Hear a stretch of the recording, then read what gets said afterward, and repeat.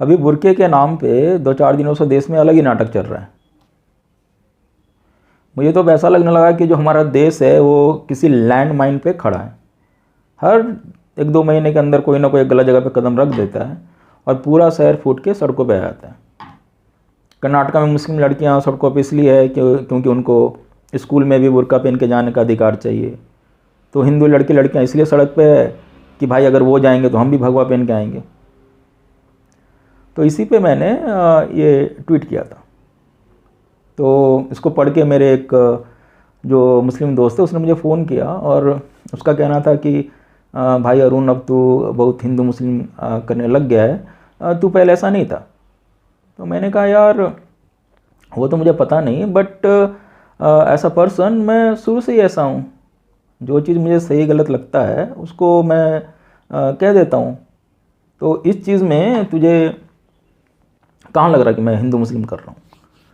तो उसका कहना था भाई देख, अगर तू ये कहता कि तुझसे एग्री डिसएग्री कर रहा है तो वो ठीक था, पर जब तू ये कहता है कि मुस्लिमों में एक रॉन्ग एक्सपेक्टेशन सेट हो रखा है और ये कोई मुस्लिम कंट्री नहीं है, इस तरह की चीज़ें, तो ये एक तरह से हिंदू मुस्लिम करने जैसा है। तो मैंने कहा कि भाई पर मुझे रियली ऐसा लगता है। आई मीन आपके दिमाग में मन में ये बात आना कि आपको स्कूल में बुर्का पहन के जाने का अधिकार होना चाहिए, ये कहीं ना कहीं एक एक्सट्रीम है अपने आप में।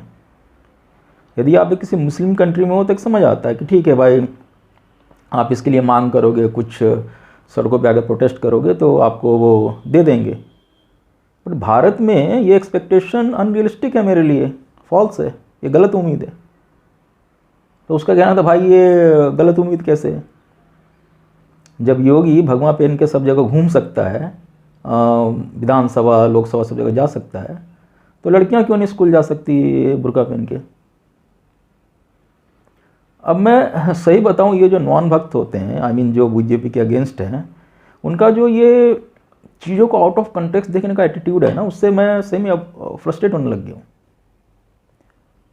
और ये कोई आम जनता की बात नहीं है, इनके जो नेता लोग हैं उनका भी एटीट्यूड कुछ ऐसा ही है। अभी प्रियंका गांधी पता नहीं कौन सा माल फूक के ये वाला ट्वीट कर रही है कि भाई मैं बिकनी पहनूँ, साड़ी पहनूँ, जीन्स पहनूँ, जो भी पहनूँ मेरे को अलाउड होना चाहिए, मेरा चॉइस है। मतलब उसको शायद पता भी नहीं है क्या कॉन्टेक्स्ट चल रहा है। मतलब स्कूल में कोई बिकनी पहनना चाहे तो उसको भी अलाउ कर दो। तो वही मैंने उसको कहा भाई कि अगर योगी ये पहन रहा है तो वो इसलिए पहन रहा है कि भाई वहाँ पे जो पॉलिटिशियंस है या विधानसभा लोकसभा, वहाँ पे कोई ड्रेस कोड नहीं है। आप सोचो कि जो ओवैसी है वो भी मूंछ काट के, दाढ़ी बढ़ा के, टोपी लगा के सब जगह घूम रहा है, राइट? तो उसको तो कोई क्यों नहीं कह रहा कि भाई आप मुस्लिम अटायर में घूम रहे हो। वो इसलिए है कि वहाँ पे इस तरह का कोई यूनिफॉर्म या ड्रेस कोड नहीं है। कल को मान लो यूनिफॉर्म सिविल कोड आ जाता है और नेताओं के लिए बन जाता है कि भाई आप भी इस तरह के अटायर में रहोगे, तो वो भी फॉलो करेंगे, योगी भी फॉलो करेगा, ओवैसी भी फॉलो करेगा। बट जो ये यूनिफॉर्म है ये तो ऑल ओवर इंडिया में जो स्कूल का कहते हैं ना, एक स्टैंडर्ड चीज़ है, एक स्टैंडर्ड लॉ कह लो या रूल कह लो या प्रैक्टिस है। स्कूल हो, इंटर स्कूल, यहाँ मैं तो भाई एमसीए कर रहा था, वहाँ भी मेरा एक यूनिफॉर्म था। और यूनिफॉर्म का मतलब ही क्या है? यूनिफॉर्म मतलब कि आप जब स्कूल कॉलेज में जा रहे हो तो वहाँ पे आपका जो अमीरी गरीबी, जात पात, ऊंच नीच, धर्म वर्म का ये जो डिस्टिंक्शन है, उससे हट के सब लोगों को एक कॉमन आइडेंटिटी की तरह देखा जाए। They look like a common identity कि भाई ये सारे स्टूडेंट हैं। तब उसमें भाई तुम लोग क्यों चाहते हो कि इसमें भी एक चीज़ रिलीजियस फ्रीडम चाहिए, एक धार्मिक एंगल से भी मैं सोच रहा हूँ इन सब चीज़ों को। तो फिर उसका इस पर ये तर्क था कि भाई और उस हिसाब से तो हिंदू लड़के लड़कियों को भी जो कलावा पहनते हैं, सिंदूर लगाते हैं, मंगलसूत्र लगा रहा है, कोई तिलक लगा रहा है या इन सब चीज़ों को स्कूल में जा रहे हैं करते हुए, तो उन पर भी वो प्रतिबंध होना चाहिए कि आप भाई ये सब चीज़ें के साथ नहीं आओगे। तो मेरे को भी मैं क्या बोलूँ इस पर। और ये सिर्फ इसकी सोच नहीं है, आप सोशल मीडिया पे जाओगे तो आपको बड़े सारे लोग मिल जाएंगे यही तर्क देते हुए। तो मेरा कहना है कि भाई ये सब चीज़ें जो तू गिना रहा है they are a kind of external accessories, ठीक है ना। अब जैसे किसी ने कलावा डाल रखा है या किसी ने अंदर लॉकेट पहन रखा है, जनेऊ पहन रखा है, या मान लो तिलक ही लगा लिया, लड़की ने मंगलसूत्र डाल लिया, सिंदूर लगा लिया, तो these are external kind of accessory जो आपकी यूनिफॉर्म को ओवर शैडो नहीं कर रहे हैं। इनको करने से आप एकदम अलग नहीं दिखने लग जाओगे बाकी जो बच्चे हैं उनसे। अब जैसे मैंने ये कलावा पहन रखा है, ठीक है, तो अनलेस अनटिल मैं आपका क्रश हूँ, आप मेरे को ऊपर से नीचे तक बड़ी अच्छी तरह निहार के देखते हो, तो आपको पता नहीं चलेगा कि भाई ये कुछ इसने पहना रखा। ऊपर से अगर फुल सेट होगा तो एनीवे ये ढका रहता। इसी तरह जो जनेऊ है, लॉकेट है, वो सब अंदर रहता है यूनिफॉर्म के। अनलेस अनटिल मेरी तरह कोई स्टाइल मान के लिए 2 बटन खोल के चलता हो तो आपको दिख भी जाएगा कि अंदर इसने हनुमान जी का लॉकेट पहना हुआ है। पर अदरवाइज ये सारी चीज़ें it is a kind of very, कहते हैं ना, छोटी सी चीज़ें हैं जो आपके यूनिफॉर्म पे असर नहीं डाल रही है। और दूसरी बात क्या है, मेन चीज़ क्या है कि these are kind of permanent accessories. अभी यही मेरे हाथ में बंधा हुआ है, ये खुद गल के गिर जाएगा। अदरवाइज ये क्या है कि मैं हमेशा ये पहने रहता हूँ, सो रहा हूँ, उठ रहा हूँ, नहा रहा हूँ, धो रहा हूँ, जा रहा हूँ, पार्टी फंक्शन, मंदिर या शमशान, जहाँ भी जा रहा हूँ, ये मेरे हाथ से है। It is a kind of part of my skin. अब यही आप बुर्के के लिए कह सकते हो कि भाई ये मुस्लिम लड़कियां हैं इसलिए भाई ये भी तो हमेशा उसको पहने रहती हैं, आप उसको उतारने को बोल रहे हो। वही लड़की जो कॉलेज में स्कूटी पे बुर्का पहन के जाती है और उसका जो वीडियो वायरल होता है, फिर अल्लाह अकबर के वो नारे लगाती है अगेंस्ट जो भी बच्चे जैसे आप बोल रहे होते हैं, तो उसका ही देख लो, उसका इंस्टाग्राम उठा के देखो। वो बाकी दिनों में नॉर्मल जो आजकल ट्रेंड चढ़ा हुआ है, हाँ, जीन्स वीन्स टॉप पहन के थोड़ा एक्सपोज करते फोटो उसने डाल रखा है। आरफा शेरवानी आके अपना सपोर्ट में भाई बुर्का पहन के ट्वीट कर रही है, उसके देख लो फोटो, जब वो पार्टी करती है तो क्या पहनती। तो ये सारी चीज़ों को जो कलावा है या किसी ने अंदर जनेऊ पहन लिया, लॉकेट पहन लिया, उसको इस तरह से देखना कि हिंदुओं को भाई तो फ्रीडम दे दी गई स्कूल में अपनी धार्मिक आस्था को प्रैक्टिस करने के लिए आपको रोका जा रहा है, वो आई मीन इलॉजिकल है टोटली। किसको सेंस दिखता है तो बताओ मेरे को। हाँ, ये ज़रूर है कि अब जब ये बुर्के की मांग चली है तो फिर हिंदू लड़कियां बोल रहे कि हम भी गर्भाधारण करके आएंगे, तो वो गलत है।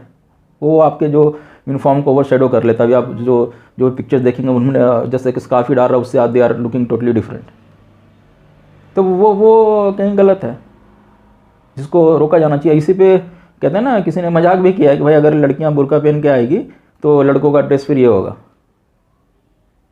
सो ये सब चीज़ें स्कूल लेवल पे आनी नहीं चाहिए। ये जो थॉट है अपने आप में ये गलत है। और मेरा कहना है कि ये भाई ये बड़े छिटपुट सी चीज़ें होती है, राइट। आज का मीडिया का ज़माना इसलिए ऐसा हो रहा है, नहीं तो इसको लोकल लेवल पे जो स्कूल के मैनेजमेंट है या बच्चों के जो गार्जियन है वो आपस में बैठ के इसको सुलटा सकते थे। पर जो चीज़ 5-6 लड़कियों ने शुरू किया था वो आज क्या मैं बोलूँ, इंडिया की खबर नहीं है, it is a international news. अभी भाई BBC से लेके पूरी दुनिया इसको कवर कर रही है। और आप देखो एक इकोसिस्टम किस तरह इंडिया के अगेंस्ट काम कर रहा है, राइट। कि भाई जो लोग सेकुलर हैं या मान लो जो लोग पहले इसके अगेंस्ट थे, जो कहते थे कि लड़कियों को बुर्के से आज़ादी मिलनी चाहिए, घूंघट से आज़ादी मिलनी चाहिए, और दो काइंड ऑफ थिंग, और जो सही भी है, वो आज आके करेंगे नहीं भाई इनको का जो मांग है, बुर्के का जो अधिकार है वो जायज़ है। आपको मैं एक एक्सट्रीम एग्जांपल बताऊं तो जो ये मलाला लड़की थी, ठीक है, 1997 में पैदा हुई थी, और मान लीजिए जो उस समय तालिबान का जो शासन था या उनके जो कहते हैं ना चलाना चाहते थे सरिया के लॉ की लड़कियां पढ़ने नहीं जाएगी, घर से बाहर नहीं निकलेगी, बुर्के में रहेगी। तो ये जो लड़की मलाला थी वो क्या थी कि उनके अगेंस्ट, तालिबान के अगेंस्ट जाके वो पढ़ने जाती थी। 2012 में जब वो एग्ज़ाम दे के आ रही थी तो उसके सर पे गोली मार दिया गया था, समहाउ वो बच गई। जब वो बची तो उसको प्रोजेक्ट किया गया as a face of courage, जो तालिबान के अगेंस्ट लड़ रही है अकेले, जो वुमेन एम्पावरमेंट के लिए मतलब काम कर रही है। और सबसे छोटी लड़की जिसको एक नोबेल प्राइज़ मिला, राइट। आज वो नीदरलैंड में सेटल्ड है जहाँ पे बुर्का अलाउड नहीं है, पर वहाँ से बैठ के वो ट्वीट करती है कि भाई इंडिया में जो जो धार्मिक जो कहते हैं ना आज़ादी, उसको छीना जा रहा है और लड़कियों को अधिकार होना चाहिए स्कूल में बुर्का पहन के जाने का। आप इससे बड़ा हाइपोक्रेसी समझ सकते हो? जो कहते हो एक एजेंडा, प्रोपेगेंडा। आप गूगल में भी जाकर सर्च मार लो बुर्का बैन कंट्रीज, इस तरह से लिस्ट खुल के आ जाएंगी। इतना ही नहीं, इवन मुस्लिम कंट्रीज़ में भी जो क्या है ना, लेडीज़ लोग, लड़कियां लोग इसके against time to time protest करते आई। पर आज सबको क्या चाहिए कि भाई इंडिया में ये हो रहा है एक जगह पे, तो सब लोग मिल के हाँ ये इनका ऑपरेशन हो रहा है, इनको वो हक दे दो बुर्के वाला। तो मेरे हिसाब से कहीं ना कहीं ये चीज़ें बहुत गलत है, नहीं होनी चाहिए थी। इनफैक्ट ये कुछ ऐसी चीज़ ही नहीं जो उठनी चाहिए थी, और कहीं ना कहीं उठी। तो वही है जो मेरा एवोल्यूशन है ट्वीट में, कि it is because over the time जो 70 साल का जो कह लो राजनीति रही मुस्लिम तुष्टीकरण की, कि भाई आपको जो चाहिए या हम आपके लिए काम करेंगे, या आपको जो बोलेंगे हम वो मान लेंगे, उसके कारण ही ये रॉन्ग एक्सपेक्टेशन सेट हो रखा है। तो अभी टाइम है कि जो सरकार है, ये कोर्ट में भी ये केस चल रहा है, जिसमें उम्मीद करता हूँ कि जो जो अपनी कोर्ट है या सरकार है, वो ये मैसेज देगी कि भाई आपको जो अपनी जो उम्मीदें हैं या एक्सपेक्टेशन है, इसको थोड़ा न्यूट्रलाइज करना होगा। It need to be come down to the realistic level. ऐसा नहीं है कि आपने जो कह दिया पत्थर की लकीर हो गई, कि मुंह से निकल गया, बोल दिया, सड़क पे आके हंगामा कर दिया और वो आपको वो चीज़ मिल जाएगी। ये एक्सपेक्टेशन और ये उम्मीद टूटनी चाहिए। चलो अभी के लिए थैंक्स, धन्यवाद, जय हिंद, वंदे मातरम।